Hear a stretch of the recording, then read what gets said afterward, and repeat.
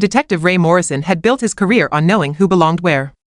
For 15 years, he'd patrolled the affluent neighborhoods of Hillcrest Valley, ensuring the right kind of people felt safe and the wrong kind knew to stay away. His methods weren't always by the book, but results spoke louder than regulations. When he spotted the beat-up Honda Civic pulling into the mansion's circular driveway, every instinct told him this was wrong. The car looked like it had seen better decades, its faded paint job standing out like a sore thumb against the pristine backdrop of manicured hedges and marble fountains. Morrison radioed for backup as he watched a heavy-set black man emerge from the driver's seat, stretching his considerable frame in the afternoon sun. "Probably here to case the joint," Morrison muttered to his partner, Officer Klein. "These people always think they're smarter than they look." What Morrison couldn't see, what his prejudice blinded him to, was that Dr. Samuel Washington was a decorated Navy SEAL turned cybersecurity expert, a man who'd spent 12 years protecting his country's digital infrastructure before transitioning to the private sector. The mansion wasn't a target, it was his new home. Samuel helped his wife Elena from the passenger seat, her designer dress and confident posture suggesting she belonged in these circles far more than her husband's casual appearance indicated. Their teenage son Marcus bounded out of the back seat, his laptop bag slung over his shoulder as he stared up at their new home in wonder. "Dad, this place has fiber optic cables running directly to every room," Marcus said, consulting something on his phone. The previous owner was a tech executive. "We're going to have the fastest internet in the neighborhood." Elena smoothed down her pencil skirt, a habit from her years climbing the corporate ladder at Goldman Sachs. "The HOA meeting is next week. I want us to make a good impression." Samuel nodded, but his attention had shifted to the police cruiser creeping along the street. Old habits died hard, and his military training made him hyper-aware of potential threats. The way the officer in the passenger seat was staring at them set off every alarm bell in his head. "Honey," Elena said softly, following his gaze. "We talked about this. We belong here now." The mortgage papers in Samuel's briefcase proved it. After years of saving and building their careers, Elena as an investment banker, Samuel as a cybersecurity consultant to Fortune 500 companies, they'd finally achieved their dream. A house in the best school district, away from the city's chaos, where Marcus could focus on his computer science studies without distraction. Morrison stepped out of his patrol car, adjusting his uniform and straightening his shoulders. At 6'2" with graying temples, he'd cultivated an image of authority that usually made troublemakers think twice. His belly might have grown soft over the years, but his voice still carried the weight of absolute certainty. "Excuse me," Morrison called out, his tone suggesting this was anything but a polite inquiry. "Can I ask what you're doing here?" Samuel turned slowly, his expression neutral despite the churning in his stomach. He'd faced down terrorists in cyberspace and insurgents in the field, but somehow this felt more dangerous. This was his family, his home, his future on the line. "Moving in," Samuel replied evenly. "We just closed on the house yesterday." Morrison's laugh was harsh and disbelieving. "This is Hillcrest Valley, friend. Houses here start at $3 million. You sure you're at the right address?" Elena stepped forward, her investment banking instincts kicking in. She'd negotiated billion-dollar deals with men just like Morrison, men who underestimated her because of how she looked or where she came from. "Officer," she said, her voice carrying the crisp authority of someone accustomed to boardrooms, "I'm Elena Washington, and this is my husband Samuel. We've just purchased 1247 Oakwood Drive. Is there a problem?" Morrison's eyes narrowed as he took in Elena's expensive clothing and confident demeanor. The cognitive dissonance was clear on his face. She looked like she belonged here, but her husband, ma'am, with respect, there's been a lot of break-ins lately. Criminals posing as movers, casing these properties. I'm just doing my job. Marcus had been recording everything on his phone, a habit he developed after too many encounters with authority figures who later claimed events had happened differently. At 17, he was already more tech-savvy than most adults, and he understood the power of documentation. "Dad," Marcus whispered, showing Samuel the recording interface. "I'm getting all of this." Samuel nodded slightly, then pulled out his phone and opened his banking app, showing the mortgage documentation. "Here's the proof of purchase, officer. Everything's legitimate." Morrison barely glanced at the screen before Klein's voice crackled over the radio. "Ray, we've got backup arriving. How do you want to handle this?" Two more patrol cars rounded the corner, their occupants clearly expecting trouble. Samuel felt the familiar weight of tactical assessment settling over him. Multiple hostiles, family members to protect, limited escape routes. But this wasn't a battlefield overseas, this was supposed to be his front yard. "Samuel," Elena said quietly, recognizing the shift in her husband's posture. She'd seen it before, during their early dating years when he'd just returned from deployment. "Stay calm. Let me handle this." But Morrison had already made up his mind. The backup, the paperwork, the neighborhood's reputation, it all pointed to one conclusion in his prejudiced worldview. Sir, I'm going to need you to step away from the vehicle and put your hands where I can see them. We've received reports of suspicious activity. What reports? Elena demanded. We've been here for 10 minutes. Ma'am, please step back. This is police business now. Marcus continued recording as two more officers approached, their hands resting on their service weapons. The teenage boy's heart raced, but he kept the camera steady. His computer science teacher had always said that data was the most powerful weapon against injustice. Samuel raised his hands slowly, his mind automatically cataloging the officers' positions, their equipment, their apparent training level. None of them moved like professionals. They were bullies with badges, the kind of men who'd never seen real combat but liked playing soldier in civilian neighborhoods. Officer Morrison, Elena said, reading his name tag, I'm calling our attorney. You do that, ma'am. But right now, your husband needs to comply with lawful orders. The phrase lawful orders hit Samuel like a physical blow. He'd given and received thousands of lawful orders during his military career. These weren't lawful, they were harassment, pure and simple. What's the charge? Samuel asked, his voice carrying the steel of command authority for the first time. Morrison hesitated. He hadn't expected that tone, that confidence. For just a moment, he wondered if he'd made a mistake. Then Klein spoke up from behind him. Trespassing. Breaking and entering. Theft by deception. Theft of what? Marcus called out, still recording. Our own house? Son, turn that phone off right now, Klein snapped. It's a public space, officer. First Amendment, Marcus replied with the confidence of a kid who'd grown up with Google and legal databases at his fingertips. The situation escalated quickly after that. Morrison, embarrassed by a teenager's knowledge of constitutional law and increasingly aware that his backup looked uncertain, decided to assert control through force. Sir, you're under arrest. Turn around and put your hands behind your back. Samuel's SEAL training kicked in automatically. The approaching officer was telegraphing his movements, coming in sloppy and overconfident. When Klein reached for the handcuffs, Samuel's muscle memory took over. The defensive move was swift and precise. Samuel sidestepped Klein's approach, redirected the officer's momentum, and suddenly Klein was face down on the manicured lawn with his own handcuffs securing his wrists behind his back. Gun. Morrison screamed, drawing his service weapon. He's assaulting an officer. The other two officers drew their weapons as well, forming a loose semicircle around Samuel. Elena screamed, grabbing Marcus and pulling him behind their car.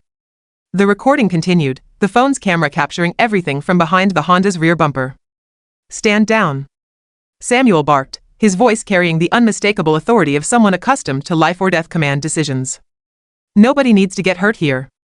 Morrison's hand trembled slightly as he aimed at Samuel's center mass. On the ground. Now. Instead, Samuel slowly reached into his jacket pocket. Three officers tensed, fingers moving to triggers, but he pulled out his wallet with deliberate, non-threatening movements. Before this goes any further, Samuel said calmly, you might want to see some identification. He flipped open the leather wallet, revealing his military ID, his Pentagon security clearance, and his consultant badge for the Department of Homeland Security. The silence that followed was profound. Dr. Samuel Washington, former Lieutenant Commander, Navy SEALs.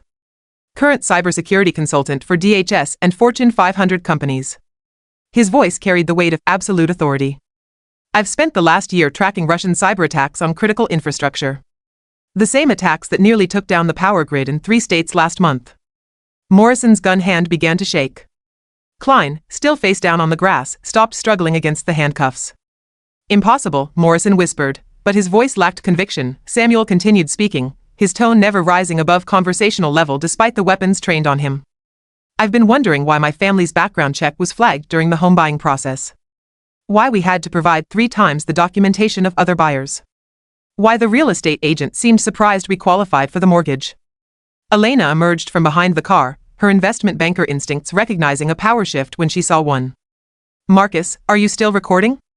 Yes, Mom. Everything. Samuel reached into his other pocket, producing his phone. I should mention that my security clearance requires me to carry recording equipment at all times. This entire incident has been automatically uploaded to secure government servers. The color drained from Morrison's face. Klein had gone completely still on the ground.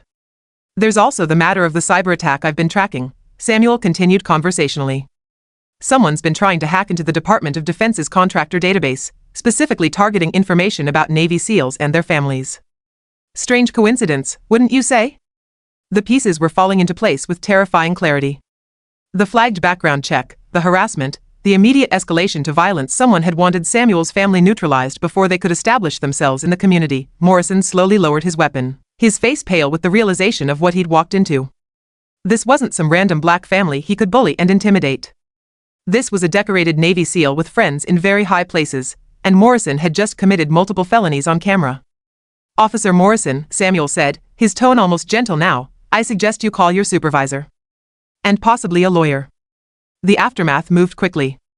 Within an hour, Internal Affairs had arrived, along with federal agents who examined Samuel's security equipment and confirmed his story.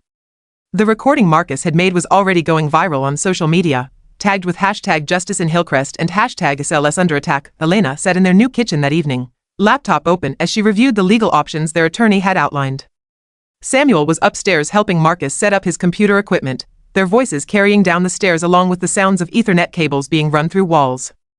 "Honey," Elena called up, "the FBI wants to interview us tomorrow about the cyber attacks. They think there might be a connection to what happened today." Samuel appeared at the top of the stairs, his expression thoughtful. "Makes sense. Someone's been trying to access military contractor information for months. If they identified me as a threat to whatever operation they're running, they'd want us gone before we could investigate further," Marcus finished, looking up from his laptop. "Dad, I've been analyzing the metadata on some of the attacks you showed me. There are patterns here that suggest coordination." Elena shook her head, amazed at how quickly her family had shifted into crisis mode. "So what are you saying? That today wasn't just racism, it was attempted neutralization of a national security asset?" "Could be both," Samuel replied, coming downstairs to join them. "Racism makes good cover for other motives. Morrison probably thought he was just harassing another black family. But someone might have been pulling his strings." The doorbell rang, interrupting their conversation.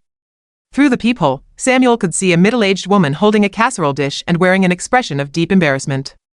"Mrs. Washington," the woman said when Elena opened the door. "I'm Patricia Hendricks from 3 houses down. I wanted to apologize for what happened today, and to welcome you to the neighborhood properly." Elena accepted the casserole dish, noting the woman's nervous energy. "That's very kind of you, Mrs. Hendricks. Patricia, please. And I wanted you to know most of us aren't like Officer Morrison. We're horrified by what we saw on the news."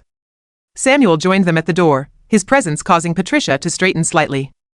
Even in civilian clothes, he carried himself with unmistakable military bearing.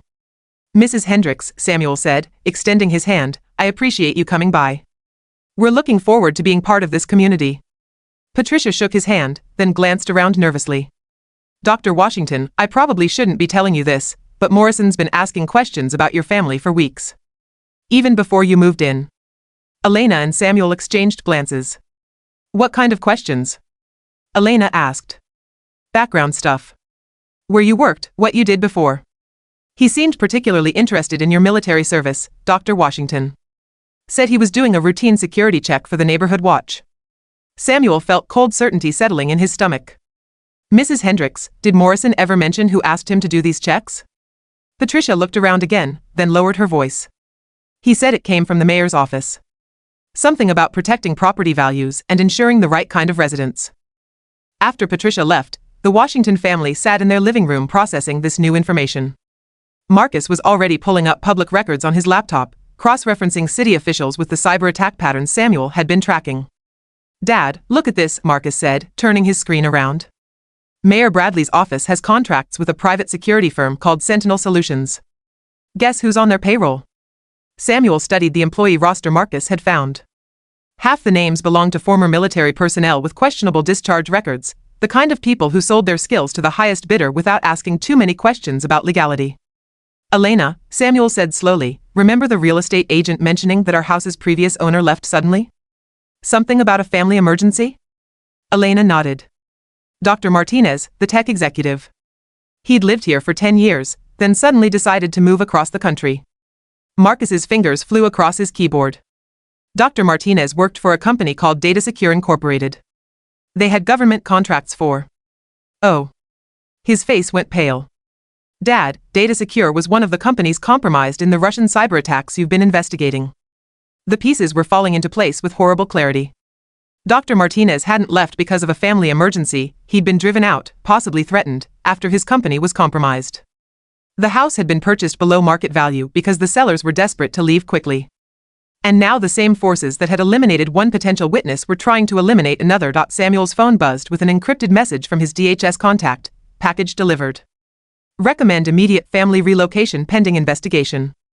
Elena read the message over his shoulder. What package? Before Samuel could answer, Marcus called out from his laptop. Mom, Dad, you need to see this. I just got an alert from my security cameras. There are 3 vehicles positioned around our house. They've been there for the last hour. Samuel moved to the window, keeping to the shadows as he peered through the blinds. Sure enough, unmarked sedans were positioned at key points around their property. The occupants were trying to look casual, but Samuel recognized surveillance when he saw it. Elena, pack a bag for Marcus. Essential items only, Samuel said, his voice taking on the calm authority of command. We're leaving in 10 minutes. Where are we going? Elena asked, but she was already moving toward the stairs. Safe house. I've got a contact who runs a private security firm, all former SEALs. They owe me some favors. As his family gathered their belongings, Samuel activated the security system he'd installed during their first day in the house. Hidden cameras, motion detectors, and silent alarms that would alert both the FBI and his private security contacts if anyone breached the property. They slipped out through the basement, using the service tunnel that connected to the storm drain system, an escape route Samuel had mapped during his initial security survey of the property. Old habits from his military days that were proving invaluable in civilian life. The safe house was a nondescript apartment building in downtown San Jose, owned by Samuel's former teammate Jake Rodriguez. Jake now ran a consulting firm that provided security services to tech executives and government contractors, exactly the kind of people who might find themselves targeted by foreign intelligence services. Sam. Jake embraced his old friend as the Washington family arrived at the secure parking garage. When I got your message, I thought you were being paranoid. Then the feds showed up asking about you. Elena looked around the underground facility, noting the military-grade security equipment and the obviously professional staff. Jake, what exactly do you do here? Jake grinned, his expression holding the same easy confidence that had made him an excellent SEAL team leader. We protect people who've made enemies by doing the right thing. Whistleblowers, journalists, government witnesses. People like your husband who stick their necks out for national security. Marcus was already setting up his laptop, connecting to Jake's secure network. This is incredible, Mr. Rodriguez. You've got quantum encryption on your servers. Kid knows his stuff, Jake said approvingly. Sam, we've been monitoring the communications around your house. Someone's coordinating a major operation. This isn't just local corruption, it goes way up the chain. Samuel wasn't surprised. The cyber attacks he'd been tracking had shown signs of inside knowledge, the kind of information that could only come from someone with high-level security clearance. How high? Elena asked. Jake's expression grew serious. Pentagon level. Maybe higher. The next morning brought news that confirmed their worst fears. Dr. Martinez, the former owner of their house, had been found dead in his new home in Seattle. The official cause of death was a heart attack, but the timing was too convenient to be coincidental. Elena watched the news coverage while Samuel and Jake planned their next move. Marcus was deep in his laptops, running analysis on the cyber attack data Samuel had collected. They're cleaning house, Elena said quietly. Everyone who might have information about the security breaches. Samuel nodded grimly. Which means we're on borrowed time. If we're going to expose this, it has to be now. Marcus looked up from his computers. Dad, I think I found something. The attacks on the defense contractors weren't random, they were targeting specific information about military personnel and their families. Home addresses, financial information, family members. Building a target list, Jake said, understanding immediately. They wanted to know which military personnel could cause problems for their operation. And which ones could be eliminated quietly, Samuel added. Make it look like accidents, family emergencies, random crime. Elena felt a chill run down her spine. How many families have they done this to? Marcus's analysis showed a disturbing pattern. Over the past 2 years, dozens of military families had experienced sudden relocations, mysterious accidents, or unexplained harassment that forced them to move. All were connected to personnel who had worked on sensitive cybersecurity projects. We need to go public with this, Elena said. The media, Congress, someone with the power to investigate. Samuel shook his head. Too dangerous. If this goes as high as we think, going public could get us killed before we can testify. Jake had been making phone calls to his contacts in the intelligence community. I might have a solution. There's a joint task force investigating foreign infiltration of defense contractors. They've been looking for exactly this kind of evidence. The meeting was arranged for that evening at a secure federal facility.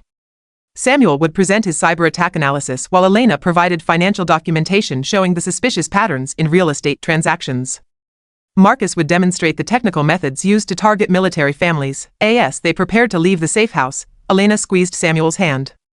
Whatever happens tonight, I'm proud of you for not backing down.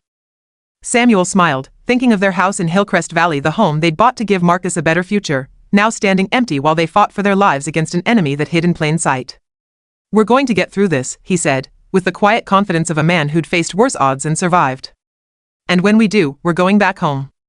The federal task force was everything Samuel had hoped for: professional, thorough, and clearly outraged by what they were hearing.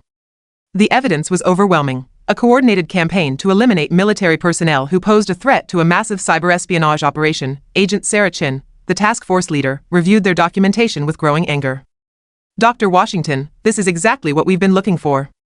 We knew there was a mole in the system, but we couldn't identify the scope of the operation. Elena provided the financial analysis that tied everything together: shell companies purchasing properties at below-market rates, mysterious cash payments to local officials, and a pattern of real estate manipulation that stretched across multiple states. The beauty of it, Elena explained, is that it looks like normal market activity. Families relocating for jobs, property values fluctuating, local officials making routine decisions. But when you map it all together, it's systematic elimination of threats, Agent Chen finished. Dr. Washington, we want to offer you and your family federal protection while we build the case. Samuel shook his head. Agent Chen, with respect, the best protection is exposure. These people work in darkness. Bring them into the light, and they lose their power. The coordinated arrests began 48 hours later. Mayor Bradley was taken into custody at his home, along with 5 city council members and the entire leadership of Sentinel Solutions. Officer Morrison and his team were arrested on federal civil rights charges, their previous incidents with minority families suddenly subject to federal investigation. The media coverage was extensive but focused on the cyber espionage angle rather than the racial harassment. Samuel preferred it that way. This wasn't just about prejudice, but about national security threats that used racism as cover for their operations. When the Washington family finally returned to their house in Hillcrest Valley, they found their neighbors had organized a block party in their honor. Patricia Hendricks had coordinated with the other residents to show their support and make amends for the community's initial reaction. Dr. Washington, Patricia said, approaching with a group of neighbors, we owe you an apology. And probably our safety. If you hadn't exposed this conspiracy. Samuel waved off her gratitude. Mrs. Hendricks, we're all just trying to protect our families and our community. That's what neighbors do for each other. Marcus was already back in his room, setting up his computer equipment and preparing for the new school year. Elena had returned to her investment banking work, but now also consulted for the federal task force on identifying financial patterns in national security cases. Samuel stood in his backyard that evening, looking out over the manicured lawns and expensive houses of Hillcrest Valley. The neighborhood looked exactly the same, but everything had changed. The threat was gone, the corruption exposed, the community united in a way it had never been before. Elena joined him on the deck, carrying 2 cups of coffee and wearing the satisfied expression of someone who'd won a difficult battle. Any regrets? She asked, settling into the chair beside him. Samuel considered the question seriously. The past month had put his family in danger, exposed them to threats they'd never imagined, and turned their dream home into a battlefield. But it had also revealed their strength, their resilience, and their community's capacity for growth. None, he said finally. This is where we belong. This is home. The evening was peaceful, filled with the sounds of neighbors talking over fences and children playing in yards. Somewhere in the distance, Marcus was video chatting with friends about his summer adventures, his voice carrying the excitement of a teenager who'd helped expose a national security conspiracy. Samuel's phone buzzed with a message from Agent Chen. Final arrests completed. Network dismantled. Thank you for your service, Dr. Washington. He showed the message to Elena, who smiled and raised her coffee cup in a mock toast. To home, she said. To home, Samuel agreed, clinking his cup against hers as the sun set over Hillcrest Valley, painting their neighborhood in golden light that seemed to promise better days ahead.